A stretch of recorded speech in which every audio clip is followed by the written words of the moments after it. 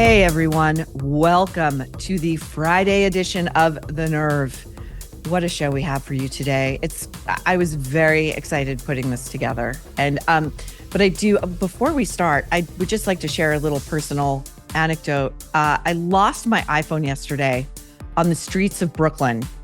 And it was incredibly destabilizing because, first of all, I couldn't believe I even lost it. I've never lost a phone in my life. And it has been kind of traumatic. So luckily there was an Apple store a few blocks away, ran to the Apple store, replaced the phone, but Apple has locked me out of my own iCloud for 24 hours. So I have no Instagram, no Venmo, no Waze, none of the things that, technology has basically reduced us to toddlers. I feel as though there's very little I can do. And then a friend of mine told me that so 2 nights ago was a strawberry moon, and apparently a strawberry moon causes all kinds of chaos. And I have felt the ripple effects, as have many of my friends and people around me. And the other thing I just want to say is, when it comes to New Yorkers, there is a trope in the culture that we are very confrontational and dramatic and can be very, rude and in your face and all of that. And there's truth to that. I mean, in many ways, that is our love language. But when push comes to shove, New Yorkers are secretly the kindest, most considerate, most thoughtful, and empathetic people you will ever meet. And I just want to say thank you to my friend Kim, who was going to take my dog yesterday as I was going to do really important things like go to a serious doctor's appointment. And instead, what am I doing? Like a trained seal, I'm over at the Apple store begging for a new iPhone. And she texted me. So I wasn't able to get a hold of her to say, I can't meet up with you. I've lost my phone because I lost my phone. After I got a hold of her last night, this is what she texted me. I walked the dogs to the street I was on where I lost it last night and looked around. I wanted to call your phone, but figured it would have already been deactivated and I didn't want to disturb you on your new phone. If you happen to be able to locate it, you can send me to hunt it down. This is above and beyond. And these are the kinds of people who truly make New York City one of the greatest cities on the planet. So I love you, Kim. Thank you for that. Now we are going to get into it. First, the latest and deeply personal testimony in the Diddy trial. We are wrapping up week 5, and the prosecution has yet to motion towards wrapping it up. So we're going to break this all apart with top U.S. criminal defense lawyer Tom Kenniff. Then we're going to lighten some things up with very, very earnest New York Times advice columns. It was hard to pick favorites, but they're here. And then my absolute, I live for this segment, your comments and emails. And then that will be followed by some packed epic celebrity news and scandal, what we at The Nerve call real talk about fake people. So come along, troublemakers, for conversations that will take you well into the weekend. But first, as we said, Diddy trial is wrapping up week 5. Federal prosecutors have been methodically building their case for over 1 month now. And in that time, star witness Cassie Ventura has given birth. This week has been dominated by the pseudonymous witness known as Jane Doe, who was Diddy's girlfriend, and she claims also his victim. Bill Maher would like a word, and we'll get back to him a little bit later. Don't worry. Joining me now to discuss the latest in this case is top U.S. criminal defense attorney Tom Kenniff. Tom, great to have you back here on The Nerve. Be back. Great. So before we get into this, I want to lead with this bombshell report per the New York Post on Tuesday. Quote, Sean Diddy Combs is a cuck who is secretly bi-curious but too ashamed to have sex with other men, Jane Doe said in bombshell testimony at his Manhattan trial on Tuesday. Tom, first of all, I'm very curious as to your thoughts because you are off the heels of one of the highest profile criminal trials of the past 5 years, the Daniel Penny trial. And I don't even think in your trial you had a witness who took the stand for as many as 6 consecutive days. Is that right? 6-day witnesses, and there was no talk about my client's sex life either. Oh, small mercies, right? Small mercies. I mean, what do you make of the prosecution having this Jane Doe on the stand for 6 days? Does some of this go to them really trying to, this is just my own supposition, dig into the nuances of how she could stay with him for 3 years while claiming she's also been victimized by him? I think that's part of it. I mean, I think what they're trying to do is the prosecution, I mean, is, the longer they keep her on the stand, the jury may develop more of a familiarity with her, more of an affection for her, understand, why it is that someone who claims to have been is sex trafficked by fraud, force, or coercion, or in a relationship that they didn't want to be in, forced to do, ungodly acts at the behest of Diddy, would have remained in that relationship, would have sent emails, communications of affection, and so forth. And this is a problem that you see in virtually every high-profile sex case. I mean, we saw this.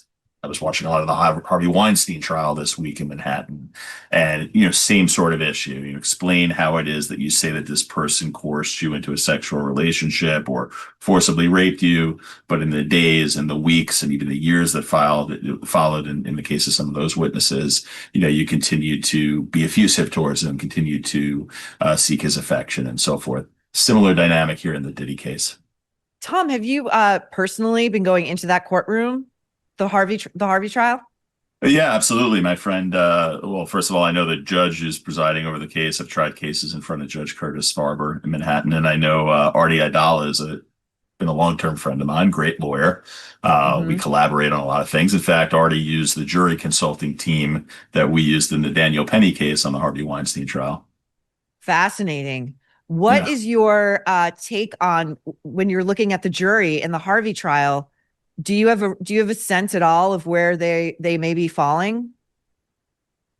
Well, with respect to the Harvey trial, I mean, that all culminated really within the last 24 hours. And, I did, when I first went into the courtroom and saw the trial, I thought that Harvey, had a good chance of getting something out of this. As it has turned out, he's got, a split verdict and a hung jury on the other count. But my read on the jury was that some of the members of that jury looked to be looking askance at some of the accusers, and maybe thinking that the accusers were maybe had a little too much to gain from Harvey Weinstein at the time they got into the relationships with him, and that they seemed to be buying at least some of the transactional sex argument that the defense was putting forth in that case. And I think they were also looking a bit askance at how much they profited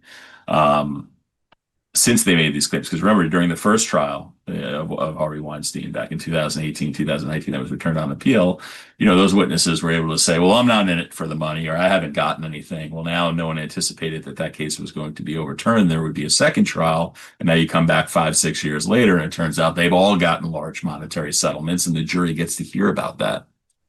So there are all parallels here between, yeah, at least several of the witnesses had. Yeah, I mean, there's cross-examination of one witness who, at the time that she met Harvey Weinstein, she was an aspiring actress living in her car. Her career never panned out the way she had hoped it would. And after she accused Harvey Weinstein, after his first trial, she got a settlement from some restitution fund of roughly $500,000. The jury got to hear about that. Oh, wow. Because remember, a witness's bias, motivation, go to credibility, and that is virtually always fair game for the defense. Tom, can you so explain it is what interesting the parallels here. Yeah, can you explain what that restitution fund is, where the money comes from, and who decides who gets how much? Frankly, Maureen, I'm not privy to all the details. From what I surmised, Yeah, it's a fascinating trial. I would have liked to sat through the whole thing. Unfortunately, I have a lot of other Yeah. trials that I'm tending to, and I couldn't be there as much as I want. But it sounded like there may have been money that came from Disney or Miramax, possibly from Harvey Weinstein himself.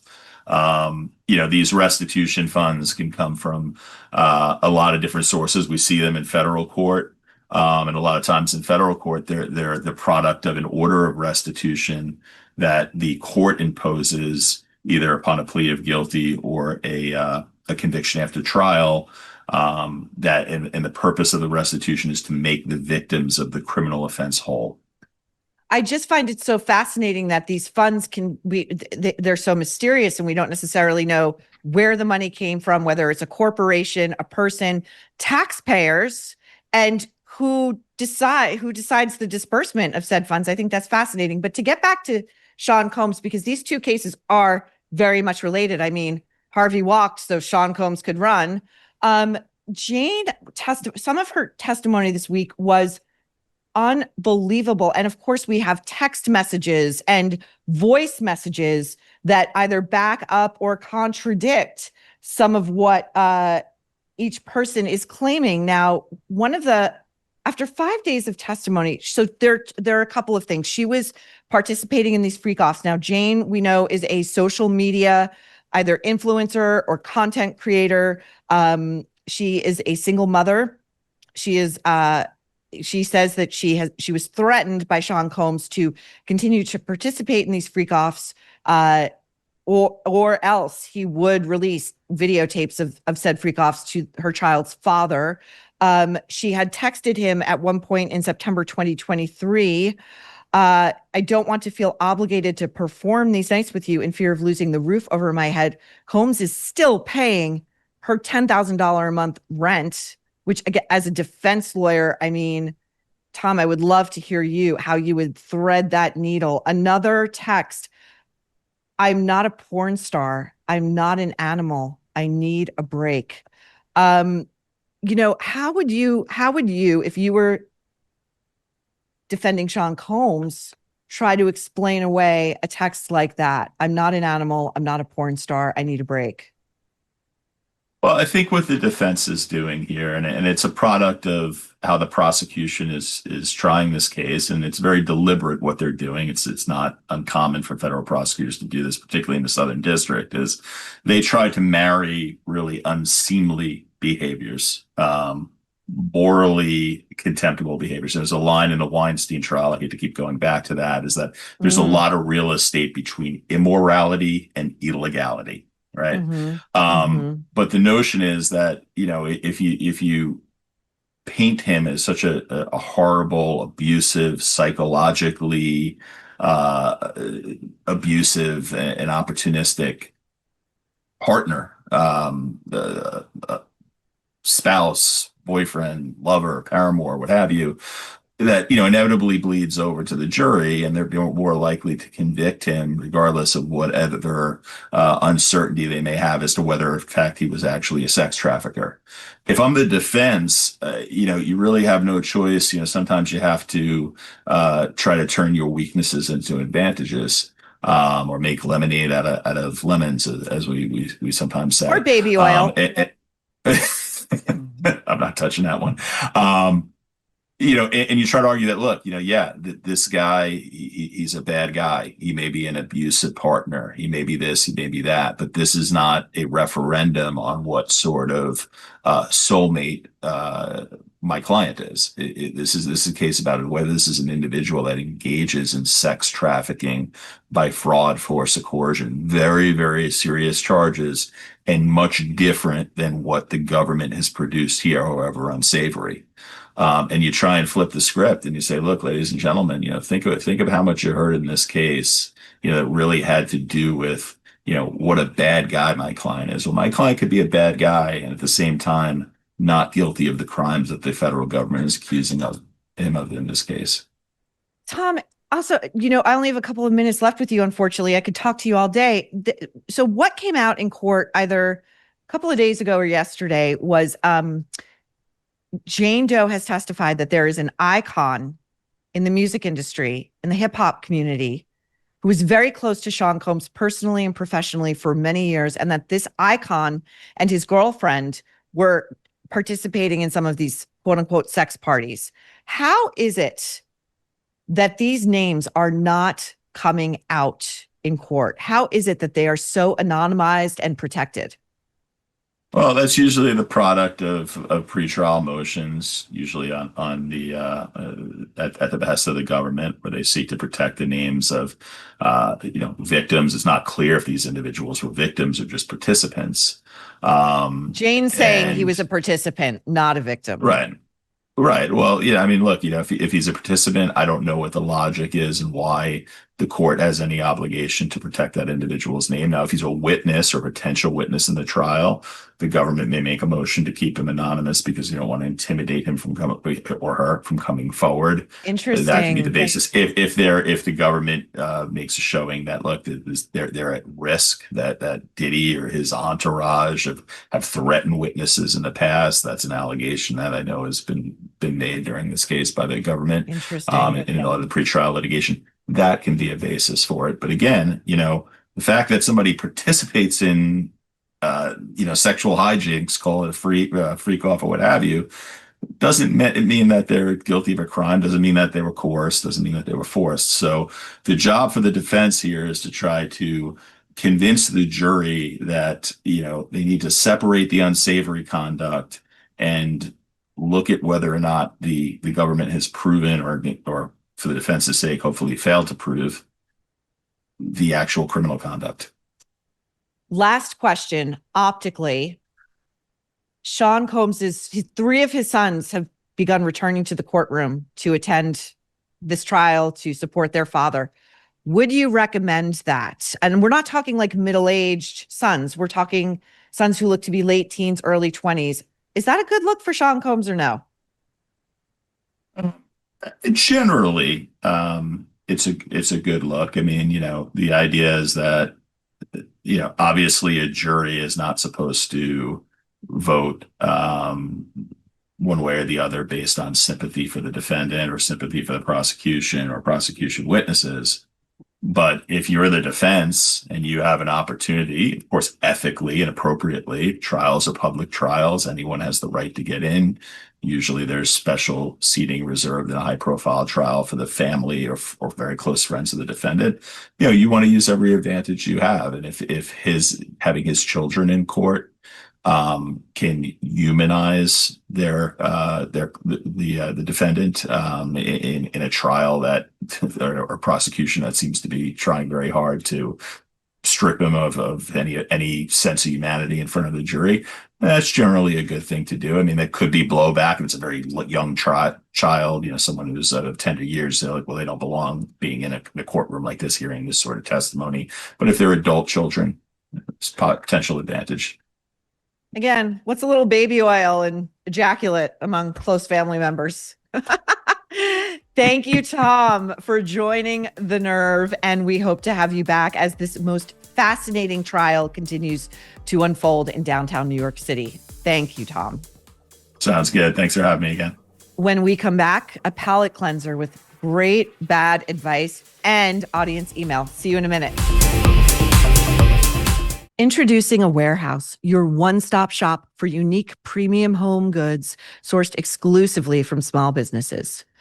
In a world where nearly everything is mass-produced, A Warehouse is doing things differently. They're committed to preserving traditional craftsmanship and directly supporting the makers behind these products by offering a curated selection of expertly made goods. With a strong focus on American-made manufacturing, over 75% of their vendors are based right here in the U.S. From hand-thrown pottery and artisanal kitchen tools to luxurious candles, soaps, and more, every item is selected for its integrity, craftsmanship, and story. Small businesses need our support now more than ever. This year, Forbes has predicted a record-breaking 15,000 retail store closures in the U.S. That's more than double the 7,000 plus closures in 2024. So by making the effort to support these small retailers, you can really make a difference in people's lives today. A warehouse believes that true luxury isn't about brand names, labels, or price tags. It's about the dedication, creativity, and care that goes into every product. If you value made in the USA manufacturing and want to fill your home with items that tell a story, visit a warehouseshop.com/discount/the nerve and use code the nerve for 15% off your first order. That's a warehouseshop.com/discount/the nerve, promo code the nerve. We are back. First up, this week's advice column picks from the Brain Trust over at the New York Times Magazine. Now, it was a real Sophie's choice among questions and answers, but we're going to keep it tight. Okay. This is, I believe, is this style section? Where did I pull this from? Social cues, style section. Protocol after a breakup. I was with my ex-boyfriend for about a year. I developed a rapport with his college-age son. After it's unclear this is a signed ex-girlfriend. Okay, so now we know. After I initiated an amicable breakup with my ex, I texted the son a few times. He responded. He hasn't replied to my last 2 texts, though. Now his birthday is approaching, and I'm inclined to send him a simple happy birthday text, though I expect it will also be met with radio silence. I suspect that my ex may not be happy about my continued contact with his son. What do I do? Lady, stop texting this kid. He's in college. He thinks it's creepy, and it is. Leave him alone. Hold off on visitors. These are the kinds of questions that people write into the New York Times, I suspect, because they've exhausted their friends and family with their subtle attempts at humble bragging. So now we go to the pages of the New York Times. My husband and I are buying a second home in Palm Springs. Fancy, fancy. We've never had one before. That's the humble brag, right? We intend to host family and friends during the winter months, but it seems to us that we should probably establish ground rules as to ensure that no one overstays a welcome, freeloads, or alienates other guest suggestions. Why don't you just move in first, okay? Get through the clothes, get through furnishing this place, and, settling into your new mortgage and costs before you worry about, you invite guests. You say, would you like to come? Beginning here, ending here. Want to come? Great. Everything else takes care of itself, unless you know a bunch of garbage people, which you might, because you sound like kind of a garbage person. Okay.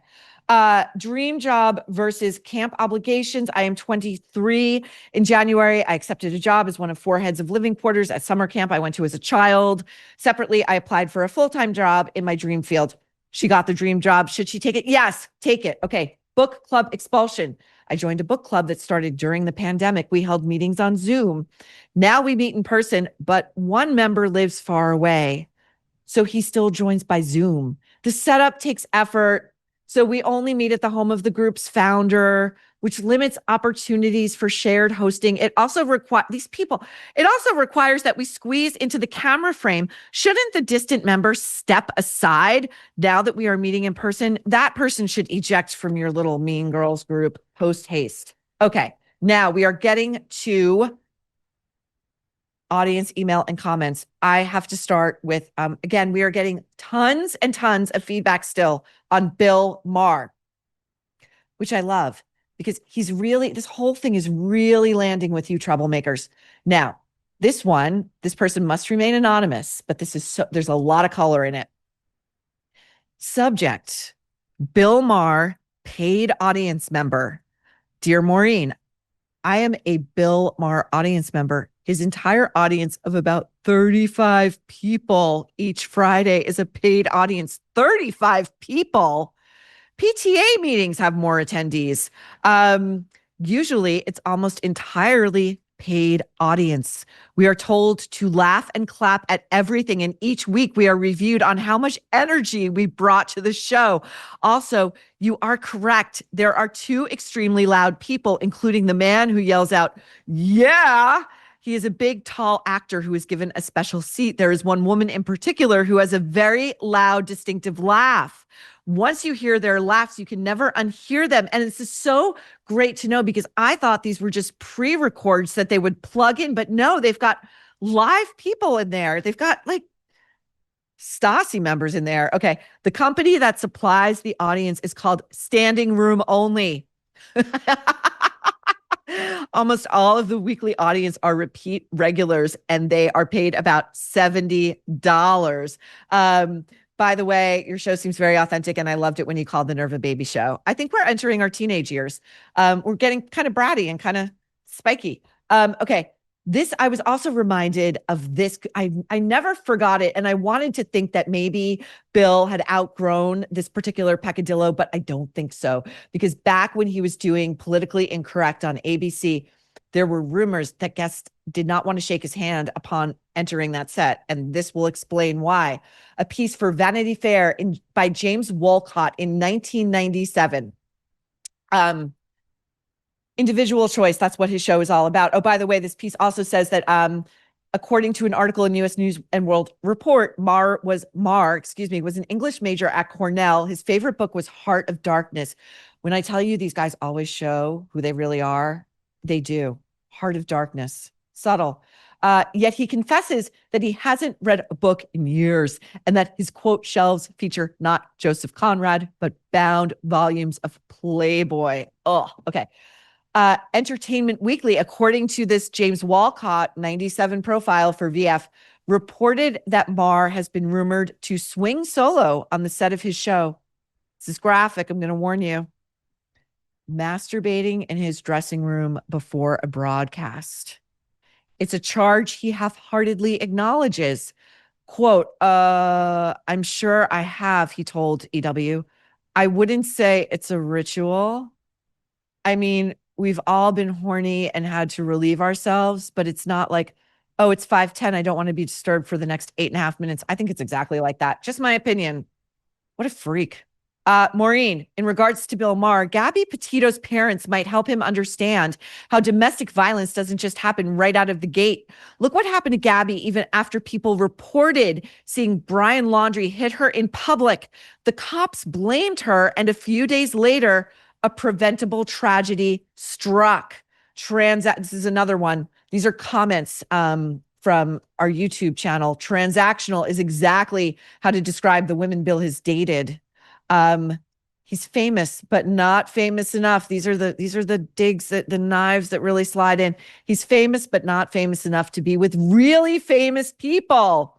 Playboy Mansion, yes. Diddy party, no. Oh my God, troublemaker. I love you.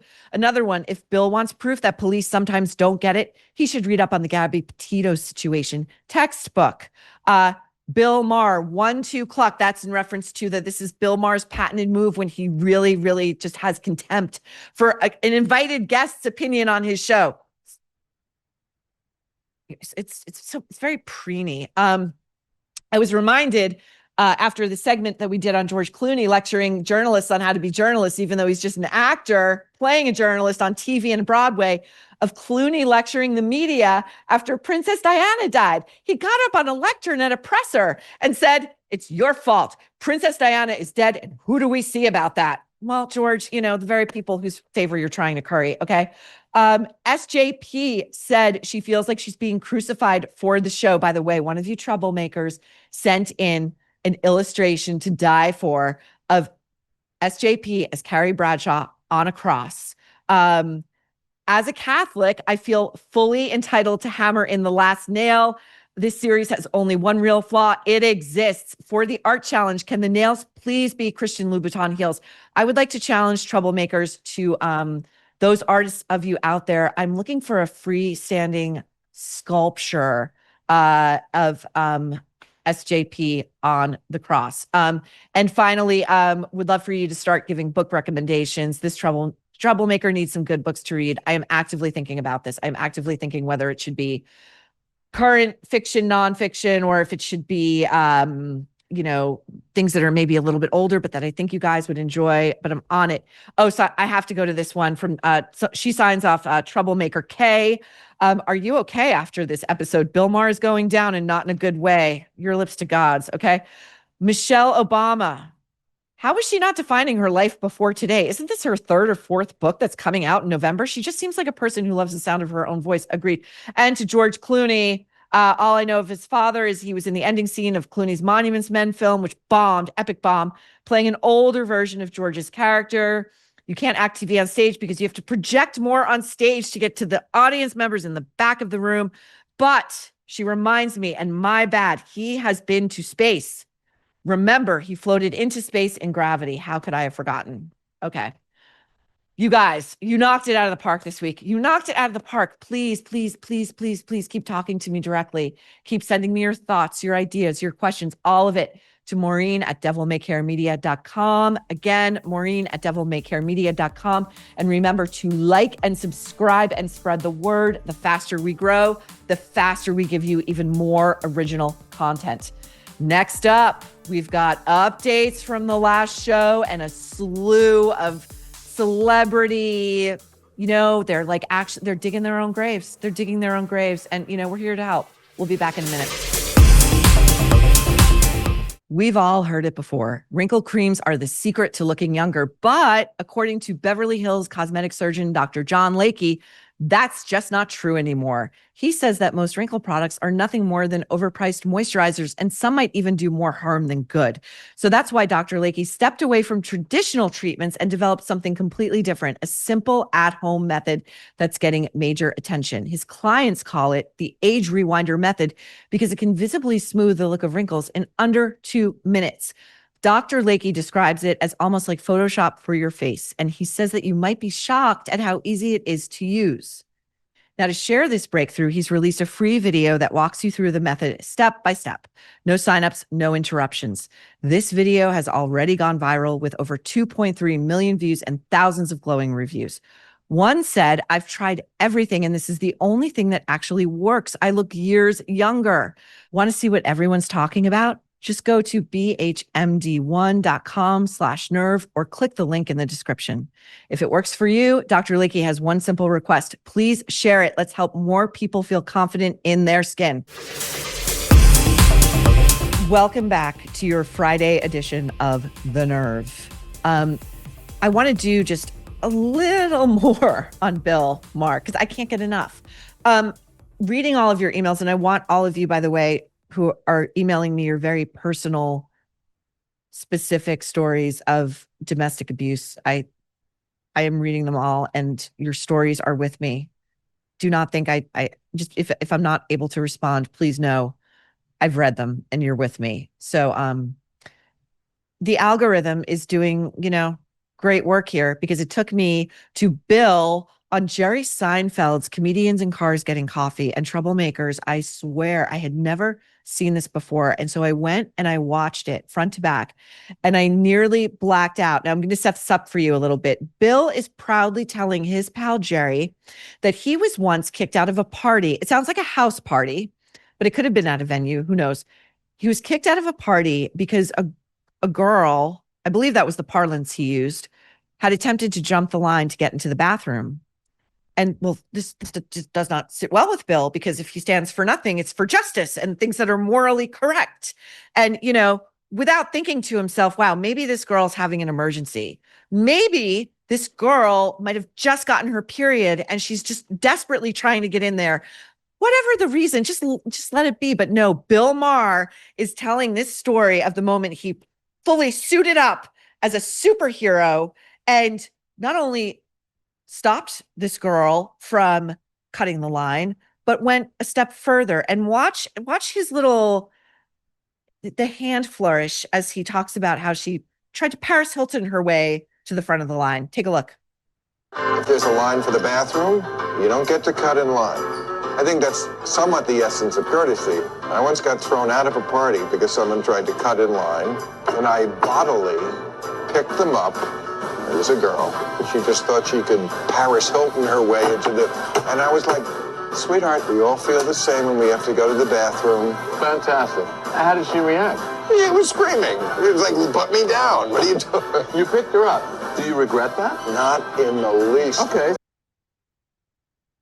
She was screaming and she said, put me down. And he's laughing about it and then says he doesn't regret it in the least. So that's Bill Maher for you, okay?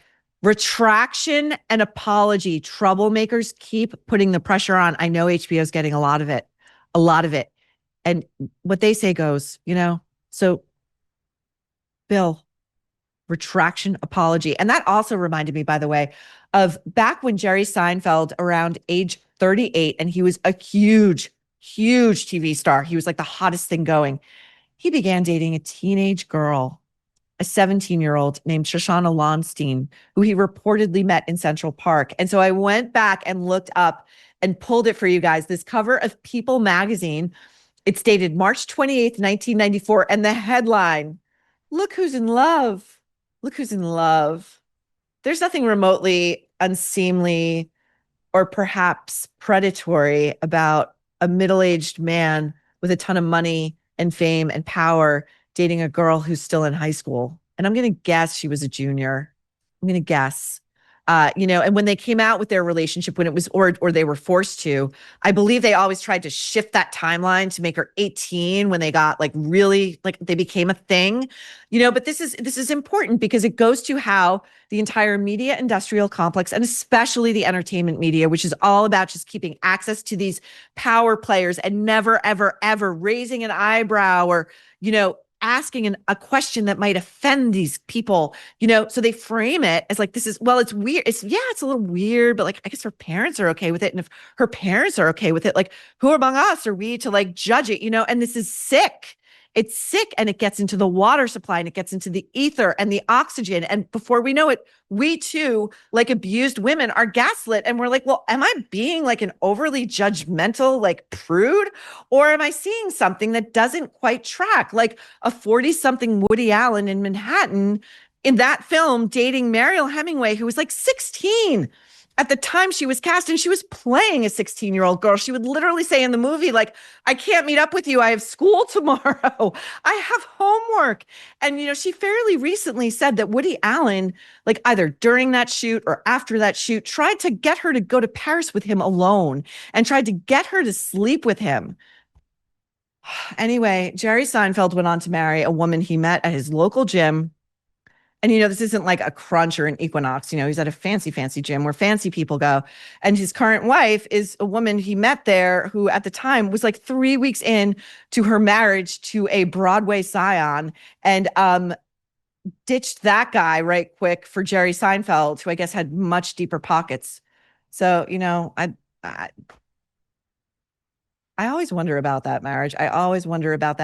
Because, they're all over social media putting up perfect family photos. And I just don't think it can be that way, especially when you start out like that. I just don't think it can be that way. I interviewed her once, Jessica Seinfeld. I was sent by the New York Post at the time, had a magazine. It was like Page 6 magazine, but it was toothless. It was like, take Page 6, remove the spine, remove the teeth, and remove eyes and ears, and just send someone in and just to like fluff the wife of a celebrity. And so I was trying to make it interesting, and I was trying to craft some sort of interview and resulting piece that would be worth reading. And I found out, of course, the issue of meeting Jerry and divorcing I think it was a Nederlander that she married. That was off. Could not do that. But, and of course, I didn't tell my editor this. I found out that she had changed her name. Her real birth name, I believe, was Nicole. And at some point in her life, when I think she was originally from Long Island, moved to the city, changed her name. And I thought that was interesting. And so halfway into this otherwise really boring, thunderingly boring conversation, I say to her, like, "Oh, I was doing some reading on you, and I read that like your first name was originally Nicole, and I'm wondering, why you changed your name to Jessica." I was escorted out. Of the building. And by the time I got back to my office, my editor had received a phone call, and that piece was killed. That's a little behind the scenes of the inner workings of celebrity profiles. Okay. Now, moving on to Greta Thunberg. Okay. We have an update. This is so fucking good. Oh my God. It's so good. After the IDF interrupted her little freedom flotilla, excuse me, it's like Confessions of a Female Flounder, a flotilla, whatever. They said to Greta, "We are going to have you watch the footage of the October 7th attacks, the footage that I was telling you about on the last show." And, like the coward she is, she refused to do it. So the Israeli government did the expedient thing. They said, "Good riddance to bad rubbish." They put her on a commercial flight. These are the indignities, okay? Because someone like a Greta Thunberg is used to like camera crews and like professional lighting and all that stuff. They stripped her of the keffiyeh. it looks like. And they put her on a commercial flight and they sat her in the back row near the bathrooms. And there's footage going around online. You could see like just regular people on the plane going, oh my God, that's Greta freaking Thunberg, and taking photos and videos. And she looks like a zoo animal. And it's just amazing. It's amazing. And then she lands in Sweden and she's asked about some of her cohorts on this little voyage. And these are people, by the way, with serious deep ties to Hamas and Hezbollah. Okay. I'm sure they're really fun to travel with. I'm sure they're great. I'm sure they're great company. So per the Daily Mail, which has just been killing it with this stuff, when asked about why she did not know the views of the people she was traveling with, she said, quote, because I haven't had a phone. I can relate. I hate it when you lose your phone, as I just did, and you can't wiki the terrorist ties and activities of your brand new friends. I hate when that happens. I mean, okay.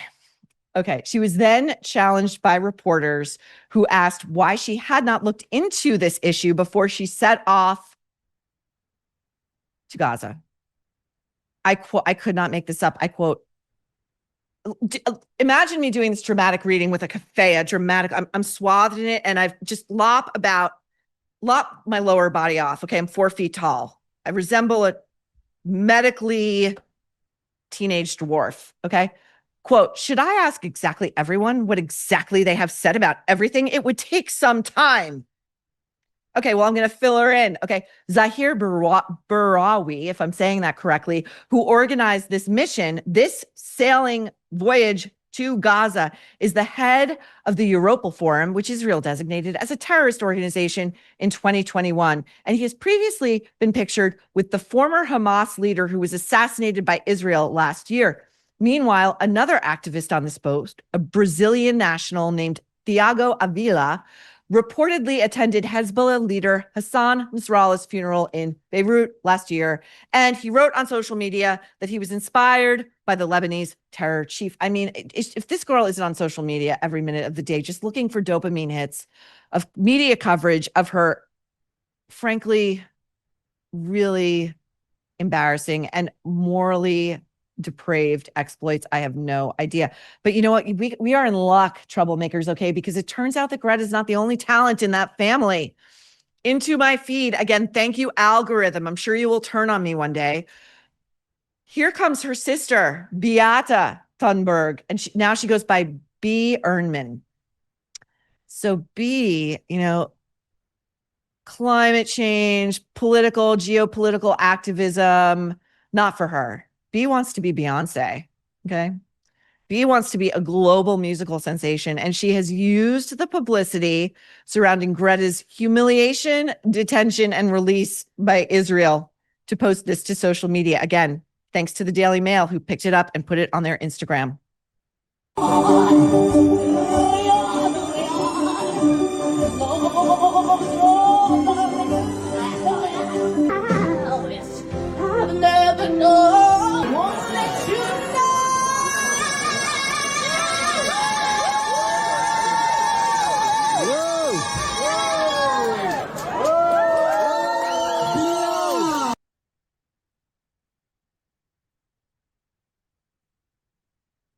Wow. I think these parents might actually hate their kids. I think they might. Now, if you didn't catch it on the first viewing, and you got to look at this part of the show, there is a lot going on amid that caterwauling. So no shame here, but I would encourage you to go back and take a look on the lower screen of that. I mean, to call it a performance is a generous thing. But if you go back and you take a look at the family photos that are underneath of Greta and B as toddlers, these are not happy children. I mean, big surprise. But like Greta looks like she's 2 and she has the same exact face. People who have the same exact face as like toddlers and adults, I marvel at them. I feel like it's often not a beauty. Sometimes it is, but usually it's not. And Greta has that like constipated old lady face, even at 2, like her eyebrows are like, she's like, I mean, you have to marvel at that parenting. Allegedly. I mean, they should write a book. They should do a reality show. The Thunberg should do a reality show. I would pitch that to TLC. Give the Thunbergs a reality show, okay? Now, a few more updates. The viral podcast video of Brooke Shields. I talked about this with Kinsey Schofield on a recent show. It was video of Brooke Shields. She was on India Hicks's podcast. India Hicks is a goddaughter of King Charles. And she was a flower girl at his wedding to Princess Diana. So she went on India Hicks's podcast and talked about calling Meghan Markle precious, too precious is the quote, and how she interrupted her boring, self-righteous origin story involving dish soap at a South by Southwest panel because she was losing the crowd. And so Brooke said, I countered with, when I was 11, I played a prostitute in a major motion picture. That has since been scrubbed from the internet. I think someone in Montecito still doesn't understand why we all believe and have great reason to believe that she doesn't have a sense of humor. Oh, and another dream deferred. Okay. The LA gala at which she was to be given another meaningless award meant to show the British royal families, what's what and who's who. King Charles, he's got cancer and it's his birthday and it's trooping the color and the British populace is coming out to cheer him on and celebrate king and country. Well, Meghan's getting an award. It's some bullshit LA gala. Well, that's been called off due to the LA riots. So, just hold tight for another degrading thirst trap on Instagram. Okay. Michelle Obama, another entry. She has just posted a quote unquote interview with Bruce Springsteen. And I say quote unquote interview because we're going to break this into two parts. And in the first part, Michelle Obama is making Bruce Springsteen, and you can tell he's gutting this out. He's gutting this out. And just like playing along because it's easier than taking the nearest spoon and attempting to gouge his eyes out. He's got to pay fealty to the great Michelle Obama. Watch this. Last time I saw you was on stage in Barcelona. That's right. And you did an excellent job as a backup singer, may I say. Now we're watching Michelle, who really dances like a middle-aged white woman. I'm just going to say it. Oh, she's having such a great time on the stage with Say Bruce. that one more time, Tambourine. just for the record. You did an excellent job as a backup singer. That was and the coolest. tambourinist. I think I worked the tambourine pretty good. You did. Oh my God. I think I worked the tambourine pretty good. Oh, say that again once more. How great I was on stage. I'm pretty good, right? I'm good, right? That was great. And he's like, he's doing that Bruce laugh where it's like, like the teeth are barely separated and like the Botox, whatever. Okay. So, and I'm a Bruce fan, by the way. I have been. I think he's making a huge mistake getting into politics. Just stick to what you do, Bruce. Okay. But let's listen to her piercing original insights that she's bringing to this conversation. Now, Bruce Springsteen is someone that her public enemy number one, name Barack Obama, has been really good friends with Bruce Springsteen for many years now. Okay. They did a podcast together. They did a book together. When you see them together, they genuinely seem to enjoy each other's company. They both grew up with difficult absentee fathers. That is their bond. And so you would think that Michelle would have some personal insight, some like emotional investiture to bring to this interview with Bruce and to elicit a side of him, something that maybe we have not seen before, right? Right? Let's see. And I told you about this. Like, you play for 3 hours. What else can I do? You could do 2. You could do, but you play for 3 hours nonstop. Yeah.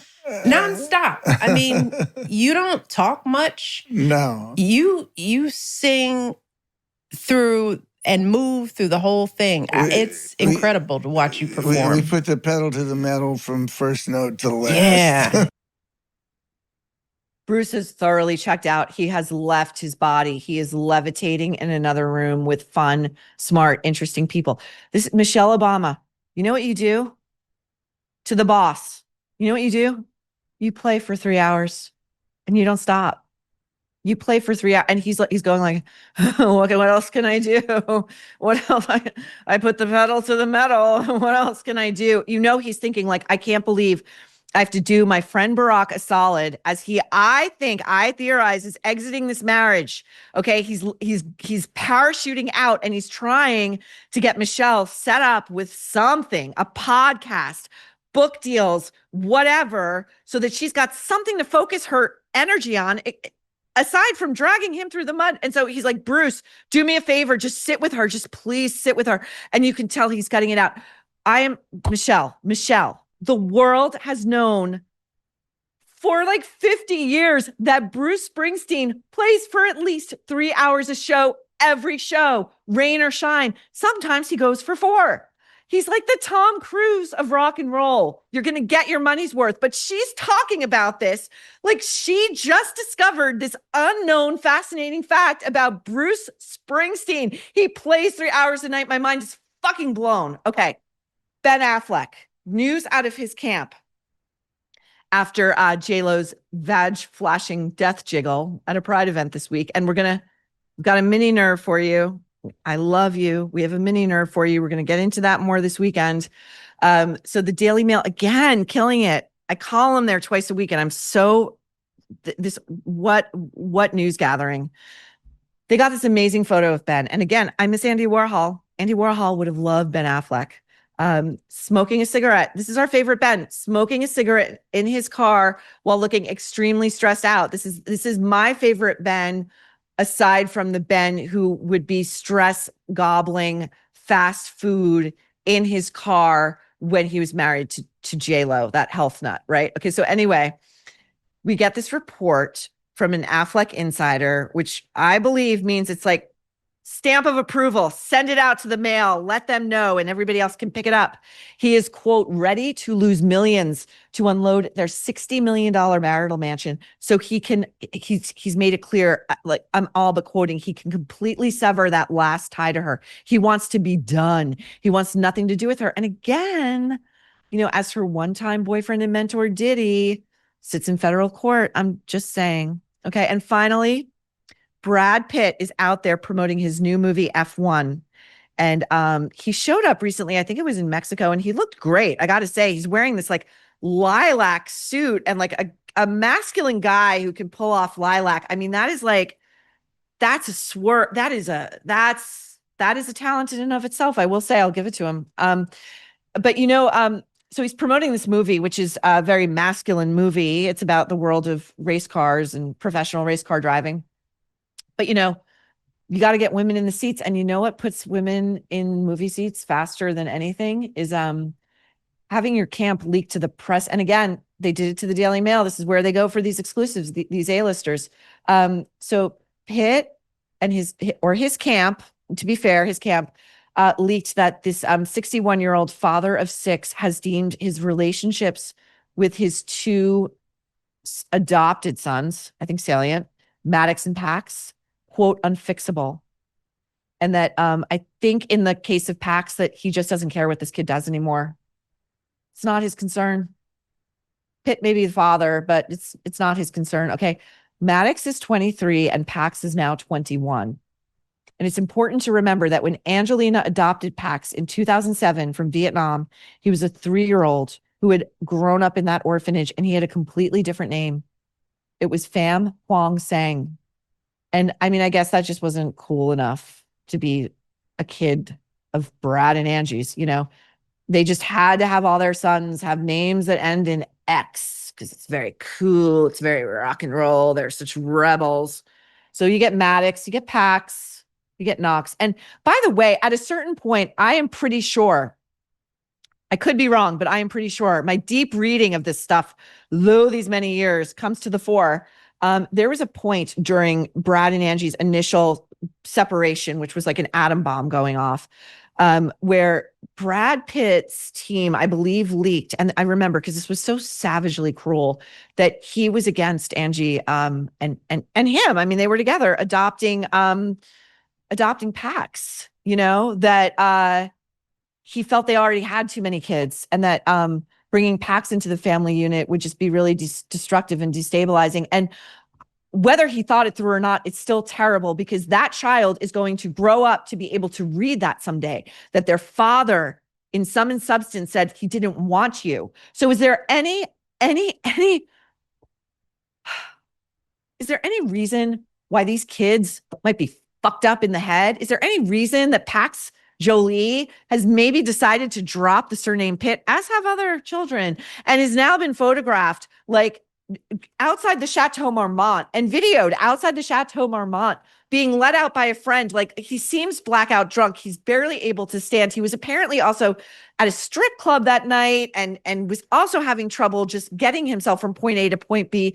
This kid's been getting into e-bike crashes all over LA and he's still not wearing a helmet, and never forget what Pax reportedly posted to a private Instagram account. And this has never been denied by Pax, by Angie, by Brad, by anyone. This was a Father's Day post in 2020 alongside a photo of Brad winning the Best Oscar that year. And this is in reference to the infamous plane incident in which Brad was alleged to have attacked Angie and terrified the children. Pax wrote, quote, "Happy Father's Day to this world-class asshole. You, time and time again, prove yourself to be a terrible and despicable person. You have no consideration or empathy towards your 4 youngest children who tremble in fear when in your presence." Pax went on to say that Pitt would, quote, "never understand the damage he inflicted because he is, quote, incapable of doing so." I continue, "You have made the lives of those closest to me a constant hell. You may tell yourself in the world whatever you want, but the truth will come to light someday." One of these kids is going to write a memoir. They're going to get a monster book deal. Trust me. Now, this post was originally published again by the Daily Mail, who also contacted Angie and Brad, and both camps declined to comment. And that tells us a lot. But, if you think any of these outlets covering Brad on this press tour are going to have the guts to ask him about a statement from his camp about cutting off 2 of his 6 children, 2 adopted children no, they're never going to do it. They're going to be like, "Brad, you look so great. What's your secret? You're going to make a movie with Tom Cruise? Would you do that, Brad?" But we troublemakers here at The Nerve, we have long memories. So good luck. Good luck selling your movie, Brad. And that is it for your Friday edition of The Nerve. But be sure to join us over at the Mini Nerve, which drops this Saturday at 10 a.m. exclusively on YouTube. Remember, the Mini isn't available in podcast form yet. Like Jamie Lynn Kern-Lima, Hoda, Meghan Markle like to say, yet. It's not available yet, but it will be someday. So anyway, we'll see you over there on Saturday and all weekend long. And next Tuesday, we'll be back with a brand new Mega Nerve. Come back to us. Come back to your mother here at The Nerve, where you'll never guess what we're about to say next.